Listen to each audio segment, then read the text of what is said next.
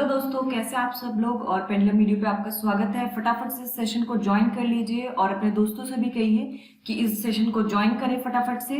जितने ज्यादा लोग जुड़ेंगे उतना ही पढ़ने में मजा आएगा। आज हम पढ़ेंगे डेली करंट अफेयर 27 जून 2020 के। हम लोग शुरुआत कर रहे हैं। पहली न्यूज देखते हैं। पहली न्यूज है, प्रधानमंत्री मोदी ने आत्मनिर्भर उत्तर प्रदेश रोजगार अभियान का शुभारंभ किया है। और इस अभियान के तहत जो अलग अलग जिले हैं उत्तर प्रदेश के, उनको सामान्य सेवा केंद्रों और जो कहते हैं कॉमन सर्विस सेंटर CSCs और कृषि विज्ञान केंद्रों के द्वारा इस कार्यक्रम से जोड़ा जाएगा। इस कार्यक्रम की जो ये एक अनूठी पहल है, ये इसका मुख्य उद्देश्य है कि राज्य में जो लौटे हुए प्रवासी मजदूर हैं उनको रोजगार उपलब्ध कराना। तो इसके जो प्रमुख बिंदु है वो ये है कि ये अभियान एक तो रोजगार उपलब्ध कराएगा प्रवासी मजदूरों के लिए और स्थानीय उद्यमिता को भी बढ़ावा देने का इसका प्रयास है। साथ ही रोजगार के अवसर उपलब्ध कराने के लिए औद्योगिक संघों तथा अन्य संगठनों के साथ जो है भागीदारी करना है। और जैसा कि हम सब जानते हैं कि कोविड-19 की महामारी के कारण काफी जो मजदूर हैं वो अपने अपने प्रदेशों में वापस लौटे हैं। तो बात करें अगर उत्तर प्रदेश की, तो करीब करीब पूरे भारत से 30 लाख मजदूर जो है वो अलग अलग भागों से भारत के उत्तर प्रदेश में लौटे हैं। तो ऐसे में जो राज्य सरकार है उसका जो रिस्पॉन्सिबिलिटी है, जो कार्य है वो बढ़ जाता है। तो उनकी रिस्पॉन्सिबिलिटी है कि मजदूरों को आप जो है एम्प्लॉयमेंट प्रोवाइड करें। तो राज्य में ऐसे 31 जिले हैं जहां पर लॉकडाउन के कारण जो 25,000 से अधिक मजदूर अपने घर लौट आए हैं। तो इसी के चलते ये जो अभियान है, रोजगार अभियान, ये लॉन्च किया गया है उत्तर प्रदेश में। उत्तर प्रदेश की बात करें तो फटाफट से मुझे बताइए यहाँ के चीफ मिनिस्टर कौन है। बहुत इजी आंसर है, यस, योगी आदित्यनाथ यहाँ के चीफ मिनिस्टर हैं। गवर्नर कौन है, फटाफट से कमेंट करिए। गवर्नर उत्तर प्रदेश के कौन है? हाँ, आनंदीबेन पटेल है।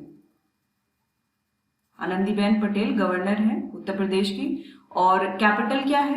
वेरी इजी क्वेश्चन, लखनऊ है। और जो लोकसभा है, लोकसभा की जो सीटें हैं उत्तर प्रदेश में वो कितनी हैं? वो 80 हैं। और राज्यसभा की सीटें कितनी हैं? 31 हैं। चलिए हम लोग इस न्यूज से जुड़ा एक प्रश्न देख लेते हैं। फटाफट से मुझे सही आंसर कमेंट करिए। प्रधानमंत्री नरेंद्र मोदी ने किस राज्य में आत्मनिर्भर रोजगार अभियान का शुभारंभ किया है? मध्य प्रदेश, केरल, उत्तर प्रदेश, राजस्थान। भाई फटाफट से सही आंसर कमेंट कर दीजिए। यस, इसका सही आंसर होगा ऑप्शन सी, यानी कि उत्तर प्रदेश। अगली न्यूज देखते हैं। केंद्रीय मंत्री डॉक्टर जितेंद्र सिंह ने IAS सिविल लिस्ट 2020 जारी की है और साथ ही में उन्होंने इसका संस्करण भी लॉन्च किया है, यानी कि सिविल लिस्ट भी लॉन्च की है। और ये जो IAS सिविल लिस्ट है 2020, ये 65वां संस्करण है। और ये जो इसका सिविल लिस्ट है, सिविल सूची जो है उसका ये है दूसरा संस्करण है। और इस सूची के द्वारा जो भी इसमें प्रोफाइल उपलब्ध होंगे उसके आधार पर जो सही काम है वो सही अधिकारी को चयन किया जाएगा। ये उसमें काफी हेल्पफुल रहेगा। साथ ही साथ जो विभिन्न पदों को प्राप्त करने वाले अधिकारी हैं उनकी जो जानकारी है वो भी इस स्रोत से मिल जाएगी, IAS सिविल लिस्ट से।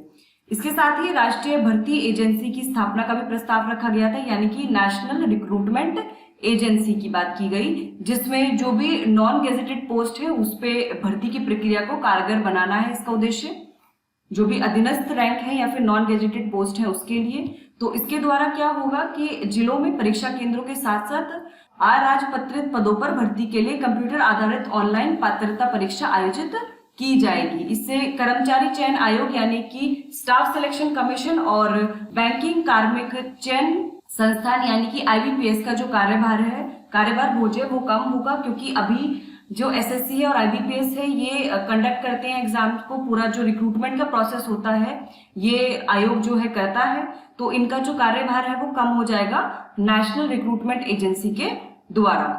चलिए इससे जुड़ा एक प्रश्न देख लेते हैं। फटाफट से सही आंसर कमेंट करिए। हाल ही में केंद्रीय मंत्री डॉक्टर जितेंद्र सिंह ने नई दिल्ली में IAS सिविल लिस्ट का कौन सा संस्करण जारी किया है? फटाफट से बताइए, 65वां, 63वां, 67वां या 61वां? सही आंसर कमेंट करिए। हाँ, इसका सही आंसर होगा ऑप्शन है, यानी कि 65वां संस्करण जारी किया है। अगली न्यूज देख लेते हैं। अगली न्यूज है, प्रधानमंत्री शहरी Awas Yojana smart cities mission और अटल नवीकरण एवं शहरी परिवर्तन मिशन अमृत की 5वीं वर्षगांठ। तो ये जो प्रधानमंत्री शहरी आवास योजना है, स्मार्ट सिटीज मिशन है और अटल नवीकरण एवं शहरी परिवर्तन मिशन अमृत है, ये तीनों ही जो मिशन है, योजनाएं हैं, ये तीनों कौन सी मिनिस्ट्री के अंतर्गत आती हैं? Ministry of housing and urban affairs, ठीक है, MOHUA के अंतर्गत ये आती हैं। इस अवसर पर आवासन और शहरी कार्य मंत्री हरदीप सिंह पुरी ने बताया कि प्रधानमंत्री शहरी आवास योजना के अंतर्गत 1 करोड़ से अधिक मकानों को मंजूरी दी गई थी और इसमें जो 65 लाख का जो है निर्माण कार्य चल रहा है और 33 लाख जो है वो बनने के बाद लाभार्थियों को दे दिए गए हैं। कौन सी योजना के तहत? प्रधानमंत्री शहरी आवास योजना के तहत। बात करें हम अटल नवीकरण एवं शहरी परिवर्तन मिशन की यानी कि अमृत की, तो इसको जून 2015 में प्रधानमंत्री मोदी द्वारा लॉन्च किया गया था और इसमें बुनियादी ढांचे की स्थापना पर ध्यान केंद्रित है और साथ ही में जो वहां पर पानी की उपलब्धता को लोगों तक सुनिश्चित करना है, साथ ही जो सीवेज सिस्टम है उसको मजबूत बनाना है। इस योजना के अंतर्गत 2022 तक शहरी भारत के सभी पात्र लाभार्थियों को पक्के मकान उपलब्ध कराना भी है। तो फटाफट से मुझे कमेंट करके बताइए कि जो प्रधानमंत्री आवास योजना है, अर्बन यानी शहरी आवास योजना, उसमें कब तक सबको हाउस प्रोवाइड करने की बात कही गई है? हाउसिंग फॉर ऑल किस साल तक प्रोवाइड करने की बात करी गई है? फटाफट से कमेंट करके बताइए। जी, 2022 तक। ये इसका लक्ष्य है कि 2022 तक सभी को घर प्रोवाइड करना है। और बात करें हम अगर स्मार्ट सिटीज की, तो स्मार्ट सिटीज यानी कि इसकी कोई पर्टिकुलर डेफिनेशन नहीं है, कोई यूनिवर्सल डेफिनेशन नहीं है स्मार्ट सिटी की। स्मार्ट सिटी क्या होती है? बट स्मार्ट सिटी जो है वो वेरी करेगी, जगह से जगह पर वेरी करेगी कि क्या कंडीशन है, कैसा डेवलपमेंट है, इस पर निर्भर करेगा। तो स्मार्ट सिटी मतलब कि जहां पर स्मार्ट सोल्यूशन हो, यानी कि स्मार्ट एनर्जी मैनेजमेंट हो, स्मार्ट मीटर्स लगे, रिन्यूएबल सोर्सेज ऑफ एनर्जी हो, अर्बन मोबिलिटी हो, स्मार्ट पार्किंग हो, इंटेलिजेंट ट्रैफिक मैनेजमेंट हो, integrated multi modal transport system हो और जो है टेलीमेडिसिन हो, टेली एजुकेशन हो, यानी कि आप दूर बैठ के भी आप पढ़ाई कर सकें। ऐसा नहीं कि आपको सेंटर पर जाने की आवश्यकता है, आपको हॉस्पिटल में जाने की आवश्यकता है। आप कंसल्टेशन के लिए आप टेलीमेडिसिन का यूज कर सकते हैं। साथ ही वाटर मैनेजमेंट यानी कि स्मार्ट वाटर, यहाँ पर स्मार्ट मीटर्स हो, वाटर का सही यूज हो, वाटर को मैनेज किया जा सके, वाटर की क्वालिटी को टाइमली मॉनिटर किया जा रहा हो। फिर सबसे इम्पोर्टेंट है कि स्मार्ट सिटी में वेस्ट मैनेजमेंट सबसे ज्यादा इम्पोर्टेंट है कि कितने अच्छे से वेस्ट को मैनेज किया जा सकता है। जैसे वेस्ट टू एनर्जी का इस्तेमाल किया जा सकता है, वेस्ट को एनर्जी और फ्यूल में कन्वर्ट करके, waste to compost, waste water to be treated. और साथ ही में सबसे महत्वपूर्ण आता है गवर्नेंस, यानी कि वहां पर स्मार्ट गवर्नेंस होनी चाहिए, डिजिटल जो है प्रमोशन होना चाहिए, ई गवर्नेंस का जितना जो भी ऑनलाइन प्लेटफॉर्म है उनका जितना इस्तेमाल किया जा सके उतना किया जाना चाहिए। जो भी ग्रीवेंस है लोगों के, जो भी उनकी समस्याएं हैं उनका निवारण होना चाहिए और लोगों का वहां पे एंगेजमेंट भी होना चाहिए गवर्नमेंट के साथ। चलिए इससे जुड़ा एक प्रश्न देख लेते हैं। अटल नवीकरण एवं शहरी परिवर्तन मिशन किस वर्ष प्रारंभ किया गया था? 2018, 2016, 2019, 2015। फटाफट से सही आंसर कमेंट कर दीजिए। 2018, 16, 19 या 15? यस, इसका सही आंसर होगा ऑप्शन डी यानी कि 2015। सही आंसर कमेंट करते रहिए ताकि आपका एंगेजमेंट बढ़े।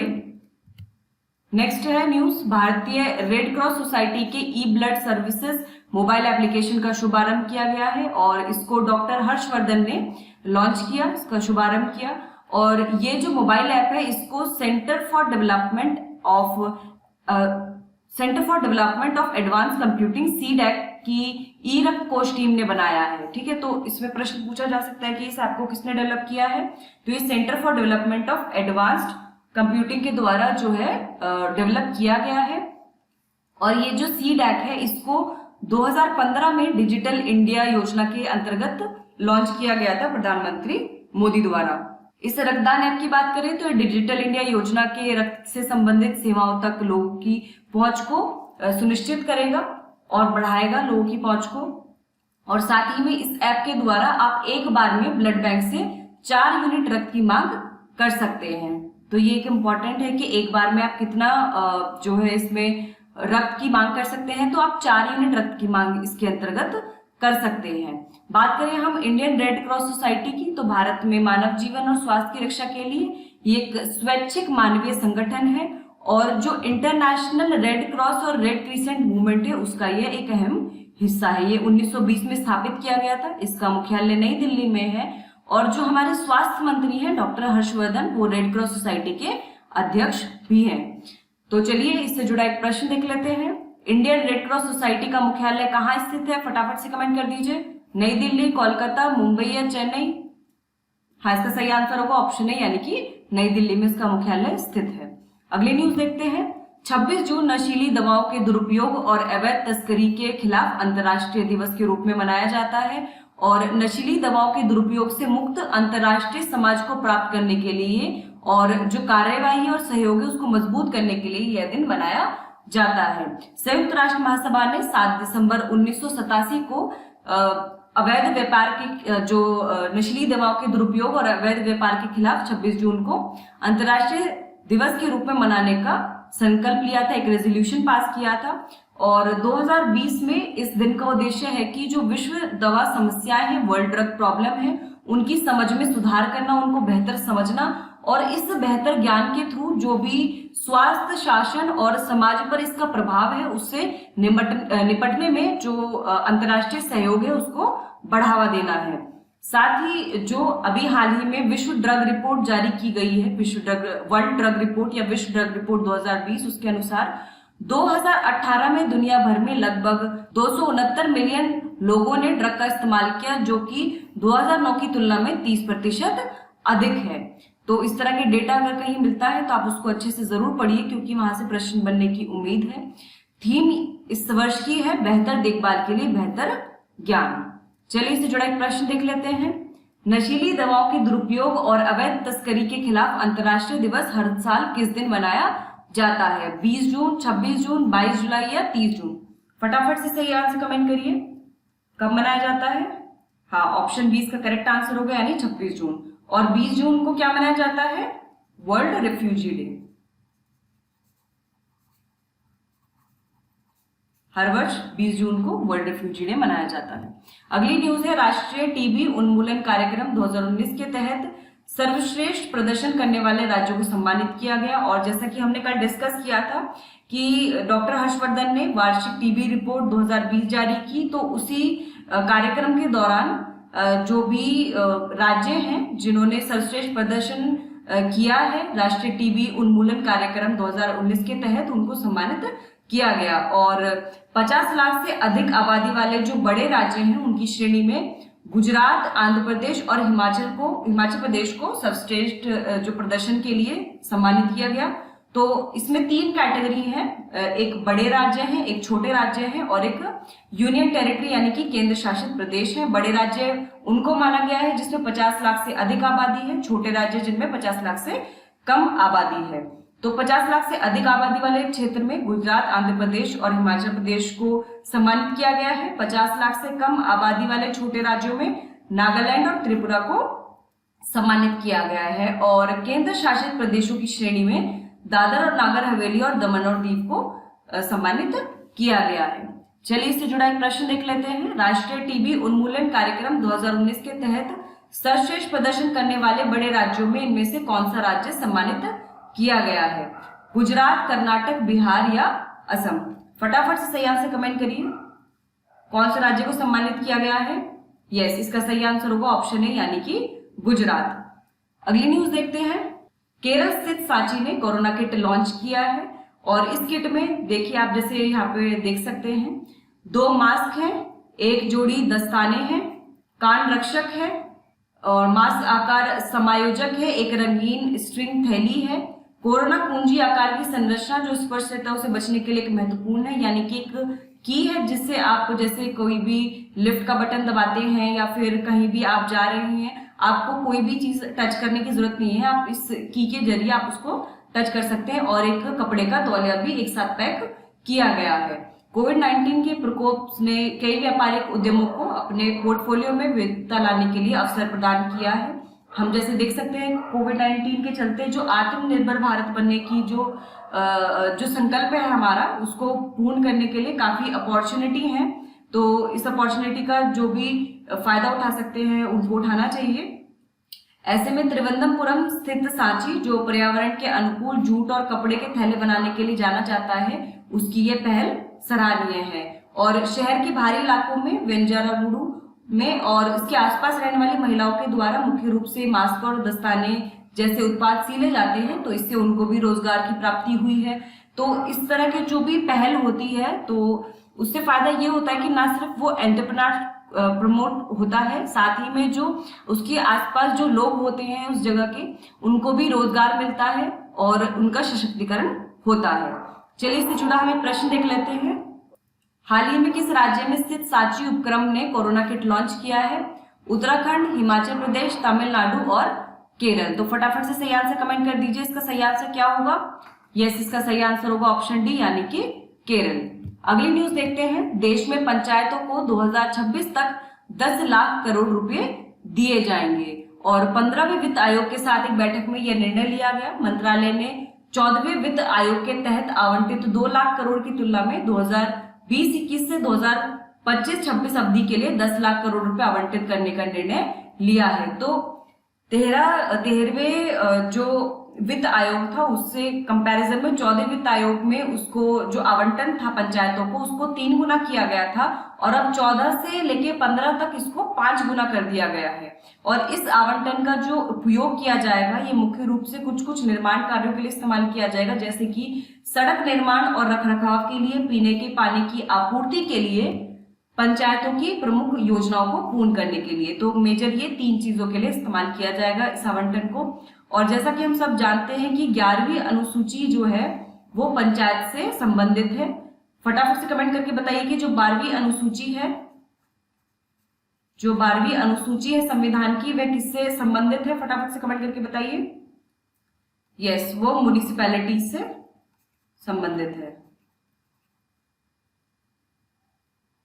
और 11वीं अनुसूची के अनुसार देश भर में 2.63 लाख पंचायतें हैं जिनके पास 29 प्रकार के कार्य हैं। और जैसा कि हम सब जानते हैं कि लॉकडाउन के चलते हुए, कोविड-19 के कारण जो लॉकडाउन हुआ उसके चलते हुए जो मजदूर हैं वो अपने अपने राज्यों में लौट आए हैं। तो ऐसे में पंचायतों पर जो उत्तरदायित्व है, जो उनका कार्य है वह बढ़ गया है। तो उसके लिए उनको ज्यादा आवंटित जो पैसा है उसको ज्यादा आवंटित करने की आवश्यकता है, जो फंड्स हैं वो ज्यादा देने की जरूरत है, इसीलिए उसको 5 गुना बढ़ा दिया गया है। तो 5 गुना पहले कितना था? 14वें में कितना था? ये 2 लाख था और 15वें में कितना हो गया है? ये 10 लाख कर दिया गया है पंचायतों का आवंटन। चलिए इससे जुड़ा एक प्रश्न देख लेते हैं। पंचायत को वित्त आवंटन के संबंध में इनमें से कौन सा कथन सही है? देश में पंचायतों को 2026 तक 10 लाख करोड़ रुपए दिए जाएंगे। दूसरा, पंचायत को किए गए आवंटन 13वें और 14वें आयोगों के बीच 3 गुना हो गए थे। तो आपको बताना है कि कौन सा कथन सही है। केवल 1, केवल 2, 1 और 2 दोनों, इनमें से कोई भी नहीं। फटाफट से कमेंट करके बताइए कि कौन सा कथन सही होगा इनमें से।